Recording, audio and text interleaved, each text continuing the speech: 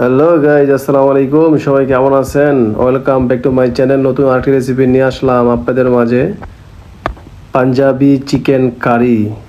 দেখেন আমার রেসিপিটি, ওয়াও ইয়ামি, অনেক টেস্টি হয়েছে।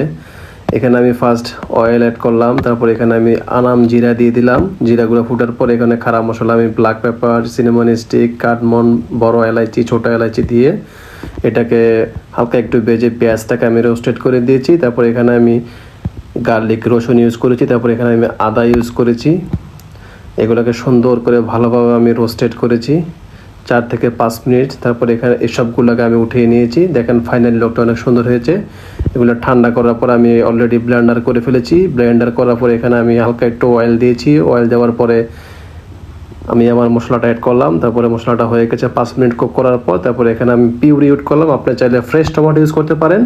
তারপরে এখানে আমি 2 চা চামচ রেড চিলি পাউডার দিয়ে দিলাম, কাশ্মীরি, যেটা কালারটা আরও সুন্দর হবে। তারপরে এখানে আমি 1.5 চামচ হলুদ পাউডার দিয়ে দিলাম। তারপরে এখানে ধনিয়া পাউডার দিয়ে দিলাম 2 স্পুন। তারপরে এখানে হালকা সল্ট অ্যাড করলাম। তারপরে এখানে আমি গরম মশলাটা দিলাম 2 চা চামচ।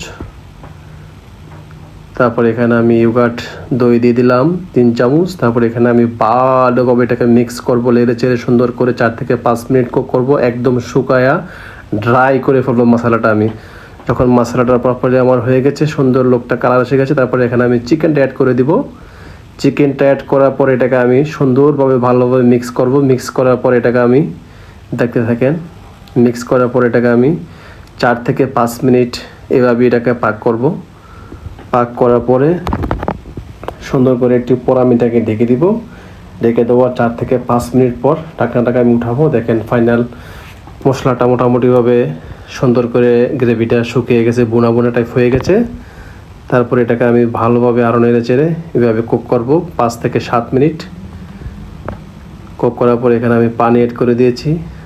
পানি অ্যাড করার পর সুন্দরভাবে পানিটা আমি আলতোভাবে সুন্দর করে ভালোভাবে ভালোবাসার ছোঁয়া দিয়ে তারপর এটাকে আমি আবার ঢেকে দিয়েছি। ঢেকে দেওয়ার পর এখানে 5 মিনিট কুক করার পর তারপর দেখেন ফাইনাল লোকটা, চুলোটা আঁচটা একদম লো করে দিয়েছি।